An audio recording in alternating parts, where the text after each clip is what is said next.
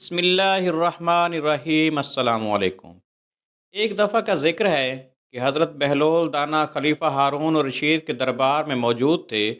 خلیفہ ہارون الرشید کو اور کوئی وجہ نہ ملی تو وہ بہلول دانا کو شرمندہ کرنے کے لیے بولا، بہلول تم دیوانے ہو گئے ہو مگر تمہاری عادتیں نہیں بدلیں، تمہیں اپنے خاندان کے وقار کا کوئی پاس نہیں ہے۔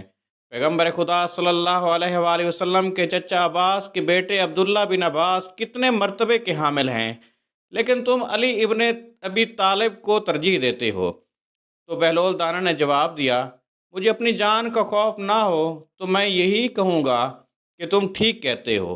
خلیفہ ہارون چونکا اور بہلول دانا کے خیالات جاننے کے لیے بولا، تمہیں ہر طرح سے امان ہے لیکن تمہیں دلیل سے اپنی بات کو حق ثابت کرنا پڑے گا۔ تو بہلول دانا سیدھا ہو کر بیٹھے اور واضح لفظوں میں بولے، میرے خیال میں پیغمبر خدا صلی اللہ علیہ وآلہ وسلم کے بعد علی علیہ السلام تمام مسلمانوں سے افضل ہیں، کیونکہ وہ سچے مومن تھے۔ ان کی تمام عادات پسندیدہ تھیں اور اطاعت خدا اور رسول میں ان سے ذرا بھر بھی کوتاہی نہیں ہوئی۔ انہوں نے تمام احکامات پر اس طرح حرف بحرف عمل کیا کہ اس کے مقابلے میں نہ صرف اپنی جان بلکہ اپنی اولاد کی جانیں بھی حقیر سمجھتے تھے۔ وہ بہت بہادر اور نڈر تھے، تمام جنگوں میں سب سے آگے رہتے تھے۔ انہوں نے کبھی دشمن کو پیٹھ نہیں دکھائی۔ اس بارے میں ان سے سوال بھی کیا گیا تھا کہ آپ جنگ میں اپنی جان کا خیال کیوں نہیں رکھتے؟ اگر کوئی پیچھے سے آپ پر حملہ کر کے آپ کی جان لے لے تو پھر؟ تو انہوں نے جواب دیا، میری لڑائی خدا کے دین کی خاطر ہے، اس پہ مجھے کسی لالچ، فائدے اور ذاتی غرض کا خیال نہیں۔ میری جان خدا کے ہاتھ میں ہے، اگر میں مر جاؤں گا تو خدا کی راہ میں مروں گا، اور اس سے بڑھ کر اور کیا سعادت ہوگی۔ ہارون شرمندہ سا ہو گیا لیکن ڈھٹائی سے بولا، اگر علی اتنے ہی عظیم اور عوام دوست تھے تو پھر قتل کیوں ہوئے؟ تو بہلول دانا نے برجستہ جواب دیا، حق کی راہ پر چلنے والوں کو اکثر شہید کیا گیا ہے۔ ہزاروں پیغمبر علیہ السلام اور خدا کے نیک بندے اسی طرح خدا کی راہ میں قتل ہوئے ہیں۔ ہارون کوئی عذر نہ تراش سکا تو بولا، اچھا بہلول، اب علی کی شہادت کا حال بھی سنا دو۔ تو بہلول دانا نے سرد آہ بھری اور بولے، امام زین العابدین علیہ السلام سے روایت ہے کہ جس رات عبد الرحمن ابن ملجم قتل علی کے ارادے سے مسجد میں آیا، اس وقت ایک اور شخص بھی اس کے ساتھ تھا۔ کچھ دیر وہ دونوں باتیں کرتے رہے، پھر وہ مسجد میں ہی سو گئے۔ جب علی علیہ السلام مسجد میں داخل ہوئے تو آپ نے سوتوں کو جگایا تاکہ نماز پڑھیں۔ یہ دونوں ملعون بھی بیدار ہو گئے۔ علی علیہ السلام نماز کے لیے کھڑے ہو گئے۔ آپ نے سجدے میں سر رکھا تو ابن ملجم نے تلوار آپ کے سر پر ماری۔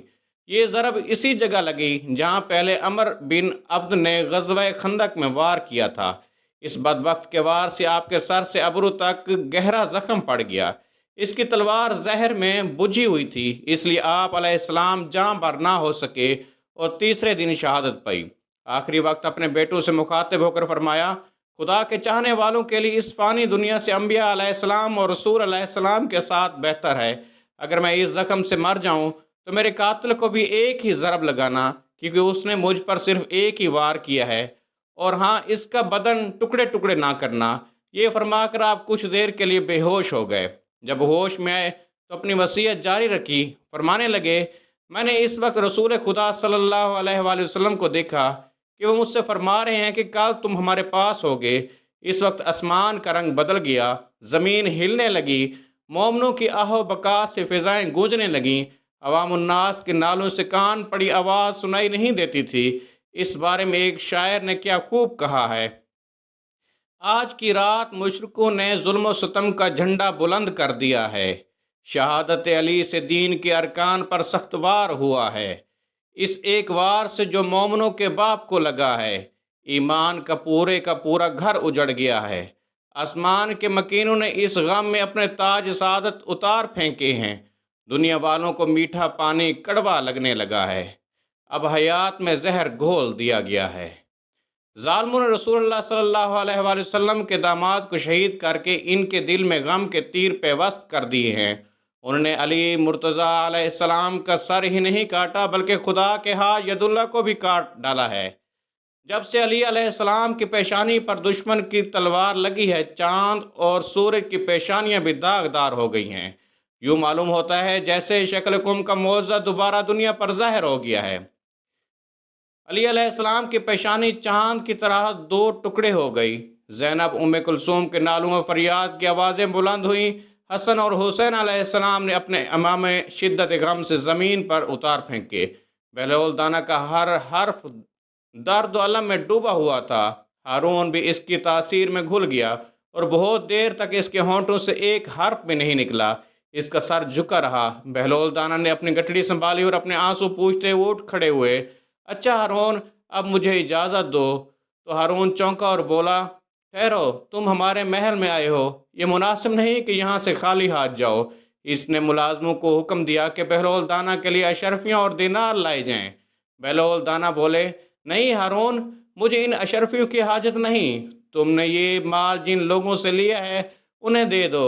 اگر تم نے قوم کا مال نہیں لٹایا تو ایک دن ایسا ضرور آئے گا جب خلیفہ سے اس کا تقاضا کیا جائے گا، اور اس روز خلیفہ خالی ہاتھ ہوگا اور اس کے پاس شرمندگی اور پچھتاوے کے سوا کچھ نہیں ہوگا۔